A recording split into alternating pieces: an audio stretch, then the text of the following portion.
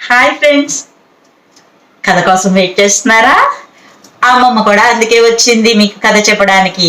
ఈరోజు ఒక మంచి కథ చెప్పుకుందాం మనం. ఈరోజు కథ ఒక కప్ప, ఒక హంస. ఫ్రెండ్స్, వీళ్ళ గురించి చెప్పుకుందాం. అనగనగనగనగనగనగనగా ఒక పెద్ద చెరువు ఉంది.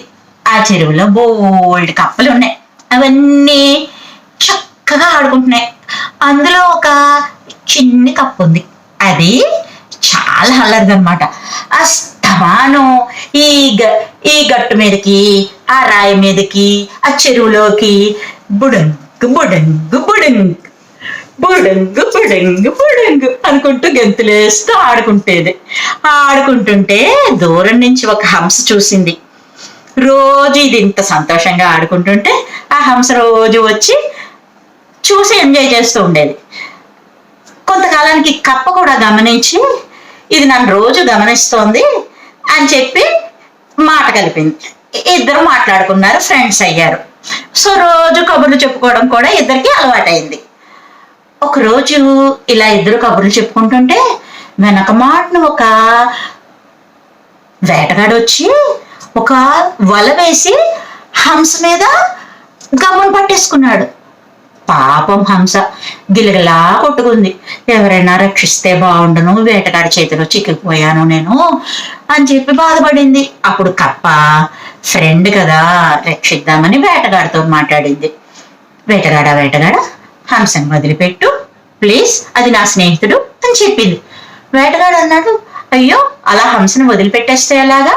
ఇవాళ నేను దీన్ని చక్కగా మార్కెట్కి తీసుకుపోయి అమ్ముకుని ఆ డబ్బుతోటి నాకు కావలసిన ఆహార పదార్థాలు కొనుక్కుని తినాలి కదా, నా కుటుంబాన్ని పోషించుకోవాలి కదా, నేను ఎలా వదిలేస్తాను అని అడిగేటప్పటికి ఓకే నువ్వు కరెక్ట్గానే మాట్లాడావు. నేను నీకు ఆ హంసకి ఎంత ధనం వస్తుందో అంతకి రెట్టింపు ధనం ఇస్తాను వేరే రూపంలో, ఈ హంసను వదిలే ప్లీజ్ అని అడిగింది. అప్పుడు వేటగాడు రెట్టింపు ఇస్తానంటుంది కదా, అందుకని సరే అని చెప్పేసి హంసని వదిలేస్తాడు. కప్ప బుడుంగుమని నీళ్లలోకి దూకి ఒక పెద్ద ముత్యం తీసుకొచ్చి వేటగాడికి ఇస్తుంది. ఇదిగో ఇది తీసుకో, నీకు చాలా ధనం వస్తుంది, నువ్వు దీంతో హ్యాపీగా ఉండు అని చెప్పి బాయ్ చెప్పేస్తుంది. అప్పుడు వేటగాడి ఇంటికి వెళ్ళి చాలా సంతోషంగా భార్యకి ఇచ్చి ఇదిగో ఇలా జరిగింది, హంసను వదిలేస్తే నాకు కప్ప ఈ ముత్యం ఇచ్చింది అని చెప్తాడు. అప్పుడు ఆవిడ అంటుంది, అయ్యో ఒక్కటే తీసుకొచ్చారేంటండి, ఆ కప్పను కాస్త బెదిరించి అడిగితే ఇంకా చెరువులో ఉన్న ముత్యాలు కూడా ఇస్తుంది కదా, ఇంకా వెతికిస్తుంది కదా, అప్పుడు మన కష్టాలన్నీ తీరిపోతాయి కదండి అని అంటది. అవునది నిజమే కదా, ఇలా తెలివి తక్కువగా ఒకటి ఇస్తే పట్టుకుని వచ్చేసానేంటి అనుకున్నాడు ఆయన. మళ్ళీ ఆ వేటగాడు చెరువు దగ్గరికి వచ్చి కప్ప ఓ కప్ప ఇలా రా అన్నాడు. అంటే వచ్చింది కప్ప. నువ్వు ఈ చెరువులో ఎన్ని ముత్యాలు ఉంటే అన్ని ముత్యాలు తీసుకొచ్చి నాకు ఇచ్చే, లేకపోతే హంసను మళ్ళీ పట్టుకోతా అని బెదిరిస్తాడు.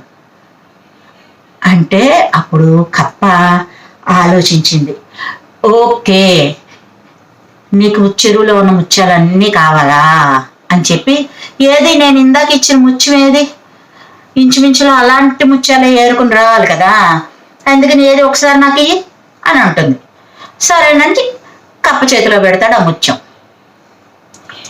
ఆ ముత్యాన్ని తీసుకుని కప్ప మళ్ళీ బుడుంగుమని చెరువులో ములిగి చెరువులో దాచేసుకుని పైకొచ్చి, ఇంకా నీకు ముత్యం లేదు గిచ్చం లేదు ఏమీ లేదు, పో నన్ను బెదిరిస్తావా, నీకు అవసరానికి తగిన దానికంటే నువ్వు సంపాదించిన దానికంటే రెట్టింపు ఇచ్చి పంపించాను, కానీ నువ్వు దురాశతోటి మళ్ళీ వెనక్కి తిరిగి వచ్చి నన్ను బెదిరిస్తావా? నేను ఆ హంసను ఎప్పుడో వెళ్ళిపో ఎక్కడికైనా ఎగిరిపో పారిపో జాగ్రత్తగా, లేకపోతే ఆ వేటగాడు వచ్చి మళ్ళీ నిన్ను పట్టుకుని వెళ్ళిపోతాడు అని చెప్పి దాన్ని ఎప్పుడో పంపించేశాను.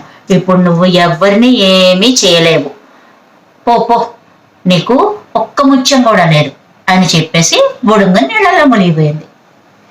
అందుకే దురాశ దుఃఖానికి చేటు అంటారు.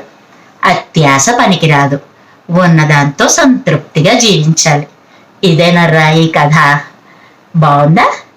తప్పకుండా లైక్ చేయండి, షేర్ చేయండి, సబ్స్క్రైబ్ చేయండి, నన్ను ఎంకరేజ్ చేయండి. Thank you friends.